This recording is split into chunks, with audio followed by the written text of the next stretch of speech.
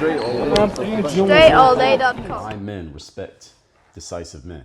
Now, we talked about why women respect decisive men. Now we're going to talk about why this will help you, men, listeners, even when you are dealing with men. Now, yesterday's episode was with regards to women. Today, I'm talking about how other men notice and respond to you and the way that you carry yourself as well, because this matters too, because a lot of your standing in organizations, societies, and just as a man operating, because you're not going to spend your whole life just around women. You may be interested in women, but you're still going to be dealing with men in many ways when it comes to power dynamics, social status, and your standings amongst groups.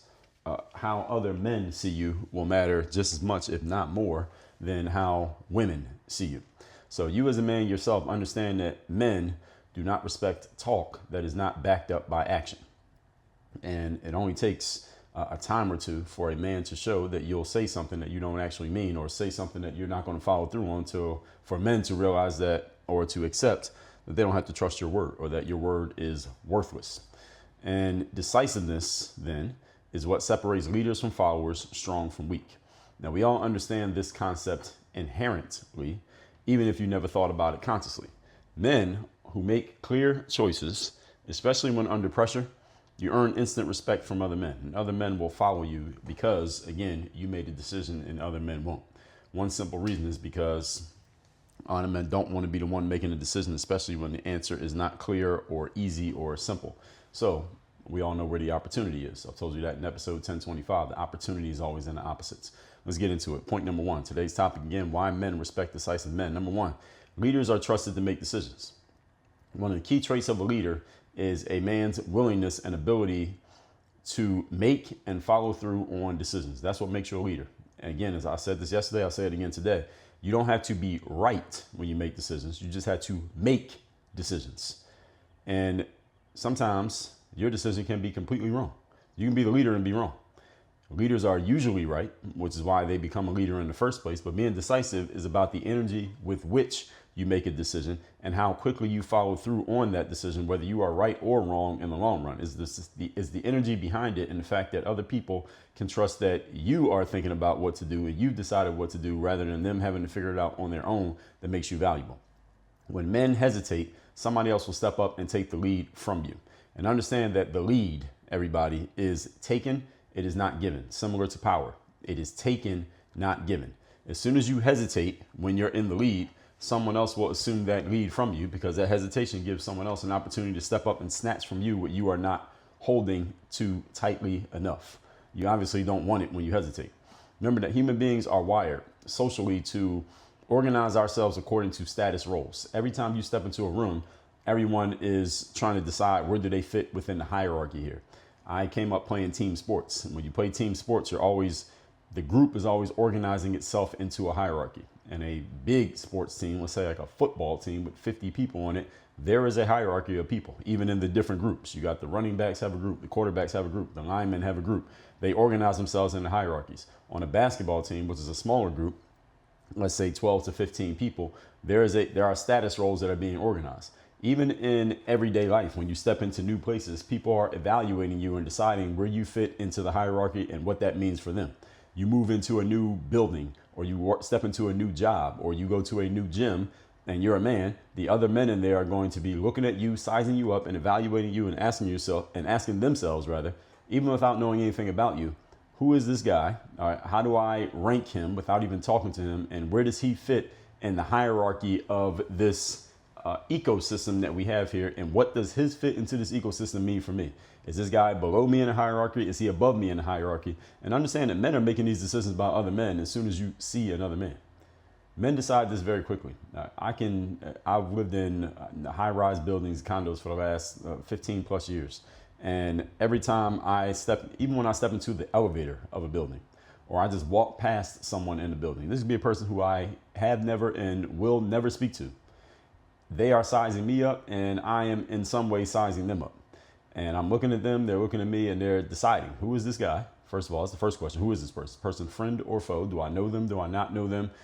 How am I sizing them up? Now, is this person confident? Do they believe in themselves? What's their presence? What's their energy saying to me?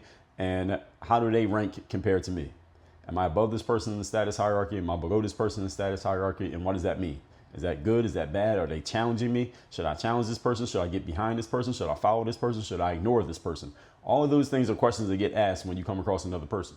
It's one of the reasons why I tell you all, especially men, don't walk around looking down at your phone. When you look down at your phone, one of the unconscious messages that you're giving off to other people, women and men, is that you should be ignored. This person basically doesn't exist because they're not even, they clearly can feel that there's another human there, but they're not even looking up from their phone. They might as well not exist. The unconscious signal is I need to be ignored because I'm not even making my presence felt. I'm making eye contact with other human beings around me. So understand this unconscious communication is always happening.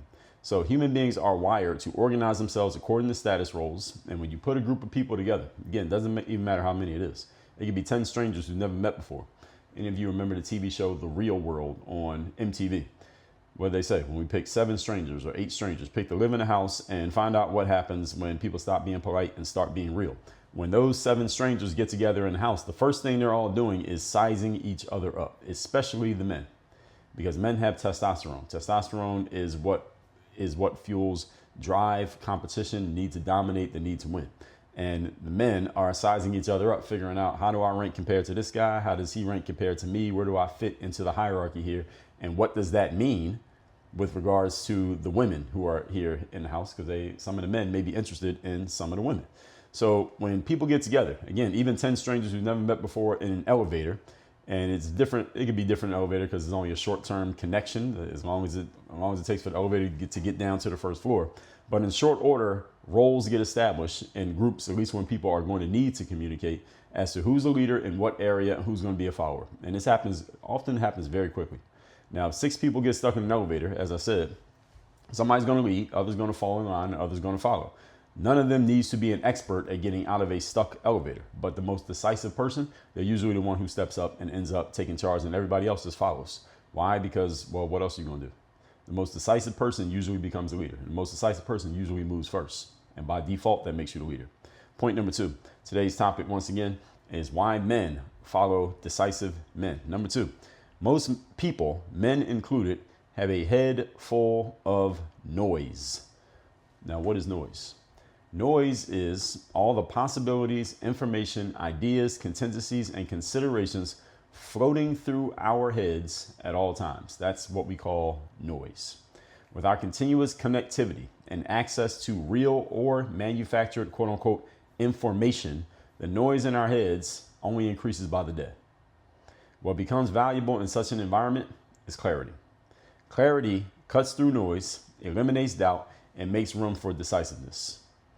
The definition of clarity is the quality of being easily understood. That's all clarity is. Clarity is the absence of noise, or it's the elimination of noise, making things easily understood. Something is easily understood when there's not a lot of noise around it, so that the only thing you can absorb is what's left.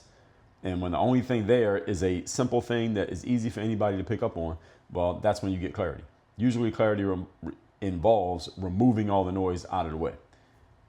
And where does clarity come from? Well, one thing that helps clarity is decisiveness.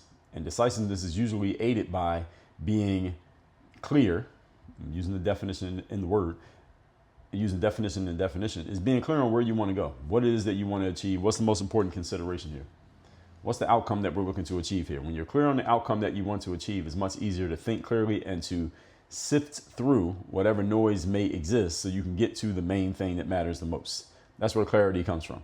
And a lot of people have their head full of a whole bunch of other things, all the possibilities, what could happen, what may have happened, what happened in the past, all the information that they have in their heads, the ideas and things that they're thinking about, all the possibilities of how things could go, and every consideration that they haven't acted on yet. All those things floating through your heads at all times. With this continuous connectivity and access to, again, all this information, some of it real, some of it not, the noise in our heads only increases day by day. So what becomes valuable, again, is getting very clear. That means easily understood. To make something easily understood, just remove all the noise. So it's very difficult for someone to not understand it. That's why simple communication usually is shorter. The simplest points usually are made very quickly. And the longer the communication, the more in-depth the communication, the more context that needs to be added around the communication, the harder it is for the average person to understand it. You challenge clarity and what's the word that I'm looking for here? The word is escaping me what I want to say here. You make clarity harder the more noise you put around any communication. You want your communication to be really clear. What you want to do, and what we call it in copywriting, is pruning your sentences. Pruning your copy. Copy is just the language that you use to persuade. You want to prune it, meaning if you have a paragraph that has 50 words in it, see if you can cut it down to 27 words. The 27-word paragraph provides more clarity than a 50-word paragraph, even though they're both getting across the same point. Why? Because the 27 words it has a higher probability of being easily understood than a 50-word paragraph, because that extra 23 words, 27 plus 23 equaling 50, the extra 23 words introduces noise and opportunity for a lack of clarity, opportunity for confusion. That's why you want to make things as simple as possible. The simpler the communication, the more easily it is understood, the more likely your message lands. You think of books like Dr. Seuss books from back in the days. Those of you old enough to remember, Dr. Seuss books are still out there these days. The books were often very simple, generally short, and they use very, very simple words. Almost every word in the Dr. Seuss book is a single syllable word. I don't know if every single word, but most of them are. Why? Because he wanted to make the communication so simple so that you couldn't misconstrue it. Often because the book is written for kids, and you can't use big syllable complex words with kids because they don't know what the words mean. And so maybe some of their parents don't know what they mean either. So clarity means easily understood. Easily understood means shorter, to the point, and cut out all the fluff. Don't use 10 words when you can use 5. Don't use 20 paragraphs when you can say it in 10. It is hard for people to understand when their mind is cluttered with a bunch of nonsense. And often when it comes to our communication, we do the cluttering by putting nonsense in our own heads. So the person who achieves clarity automatically commands attention. How do you achieve clarity? Shorten up what you're saying. Say less. Make your point, but say it in fewer words. Make it easy to understand with as little communication as possible so there is less room for confusion. The more opportunity for confusion you introduce into the situation, the higher the likelihood somebody gets confused and they end up messing it up. Point number 3. Today's topic, once again, is why men respect decisive men. Number 3, pressure builds and reveals character. It does both. When you find yourself in a pressurized situation, your character will be built and forged. And when you find yourself in a pressure situation, whatever character you came into the room with will be exposed or revealed. Exposed usually sounds like a negative thing. Revealed usually sounds like a good thing, but they're the same thing.